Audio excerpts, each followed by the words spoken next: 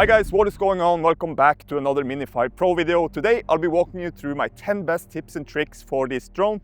I've had this drone now for over a month and I feel like I've kind of narrowed it down by now. I'm going to do a voiceover for the tips themselves, then I'll come back here and say farewell to you guys at the end of this video. Alright, so tip number 1, the new Mini 5 Pro comes with a few new features, and one of them borrowed from the Mavic 4 Pro is dynamic home point. So by default, the home point is set to where you take off. Now this is fine if you're standing still, but if you're out hiking, walking or filming while you move around, that home point stays fixed while you move away. So when you hit return to home or lose connection, the drone will try to land where you took off, not where you actually are. Now in order to fix that, tap the return to home button, press update home point and then select dynamic home point. Now your drone automatically updates the home point based on your controller's GPS position. Alright, so tip number 2, upgrade your drone. Now if you bought the Mini 5 Pro in the EU, it's certified as a C0 drone by default, which means you're limited to 120 meters of max altitude. But you can actually upgrade it to a C1 classification, which will lift that restriction and lets you fly higher if you have permission or are doing professional work. Now when you bought the Mini 5 Pro, you actually got everything you need in order to do this. So in the box, somewhere between the instructions that you never read, there should be a C1 label included. Now here's what you need to do. So go into your controller, open settings, and right below the max altitude option, tap request higher altitude. A QR code should pop up that you need to scan with your phone, then sign into your DJI account, remove the C0 label, and take a photo of it together with the serial number inside the battery compartment. Now submit that form, and once DJI approves it, just apply the C1 sticker to your drone and you're done. Alright, tip number 3, where to use the gimbal roll. So the Mini 5 Pro came with a brand new feature that lets you rotate the gimbal to capture unique shots. And a lot of people seem to struggle figuring out when or where to use it, and many call it a gimmick in fact, but I don't think it is at all. So let me give you a few pointers on where I have found this to actually work really well. Now first of all, believe it or not, using the gimbal roll high up in the air doesn't really do much. Twisting the frame up there just looks weird.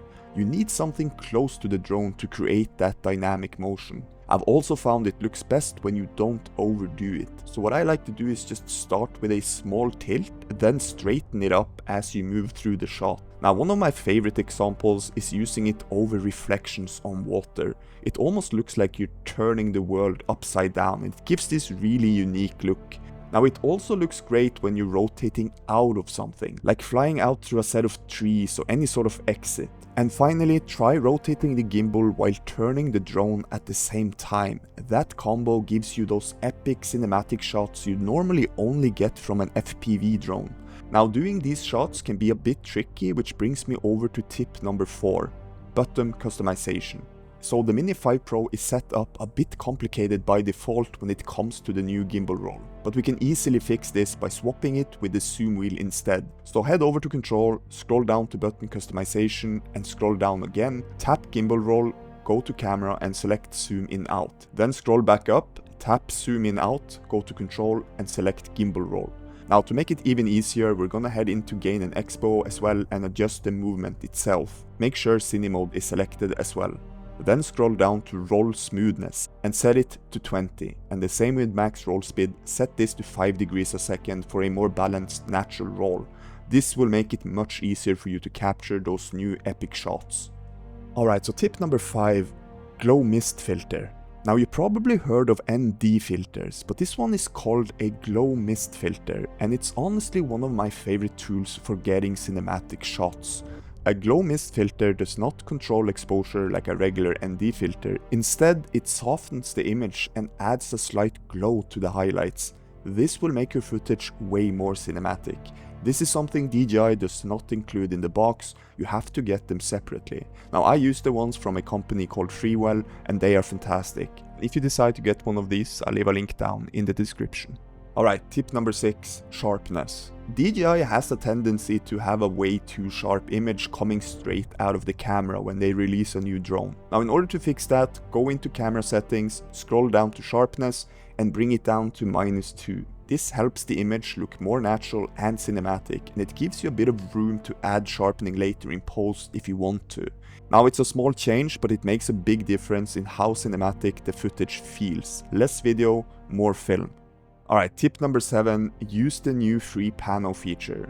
The Mini 5 Pro came with a new feature called Free Pano. I actually missed this in my initial review, but it's a really nice upgrade from the previous generation. So on the Mini 4 Pro, Pano shots were completely automated. You couldn't control where the Pano started or ended. But on the Mini 5 Pro, you can now set your own start and end points, letting you capture a much wider shot. So if you enjoy taking wide photos, this is a great new addition to the Mini 5 Pro. Alright, tip number 8, take advantage of the 2x zoom. The Mini 5 Pro does not have a dedicated telephoto lens like the Mavic 3 Pro or the Mavic 4 Pro, but DJI has optimized the 24mm lens on this drone so well that the 2x zoom actually holds impressive quality. So when you switch to 48mm, you get double the reach without losing that much quality. So this is perfect for capturing close-ups or any scenic landscape where you want to make your subject feel closer to the environment. It's a simple way to add depth and storytelling to your footage while still keeping that clear image. Alright, tip number 9, shoot in 60 frames per second. Now normally you'll want to shoot in 30 frames per second for that classic cinematic look, but that's not what we're talking about here. The Mini 5 Pro now supports 60 frames per second in 4K, so if you want the best quality slow motion, this is the way to go, as the slow motion 4K 120 and 1080p 240 are much worse quality and can be too slow for a lot of the times. A great middle ground is 60 frames per second with better quality. All you need to do is slow it down to 40% in the editing. It's perfect for getting really smooth, steady footage in beautiful slow motion that feels just right. Alright, tip number 10, solo creating. The Mini 5 Pro is a great drone for solo creators, and it now comes with 2 new LiDAR sensors in front, making it much more reliable for tracking. Now DJI also added new tracking modes like cycling and skiing, making it easier to pull off professional looking shots without anyone helping you.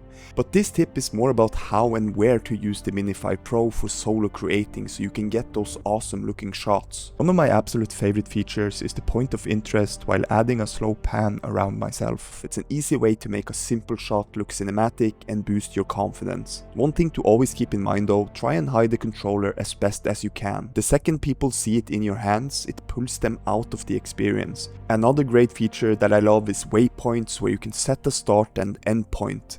That way you can focus on yourself in the frame without worrying about the flying itself. Now unfortunately I did lose my Mini 5 Pro a couple of days ago to some crazy stuff I've never experienced before. I'm gonna cover that in my next video, and luckily I do have a screen recording of the whole incident. But either way, I'm getting a new Mini 5 Pro either from DJI or if I have to buy one myself to still continue making Mini 5 Pro content, so don't worry about that. But if there's anything you guys want me to cover going forward, whether that is editing, solo creating, color grading, quick shots, photography, whatever it is, I would appreciate it if you could leave a comment below. It really helps me narrow down what videos to focus on going forward, and that way I could also bring the most value to you guys as well. So thank you so much for watching, and I hope you found this video helpful. And again, I would appreciate it if you could smash that like and subscribe button. That would mean a lot to me. Take care, fly safe, and I'll see you guys in my next video.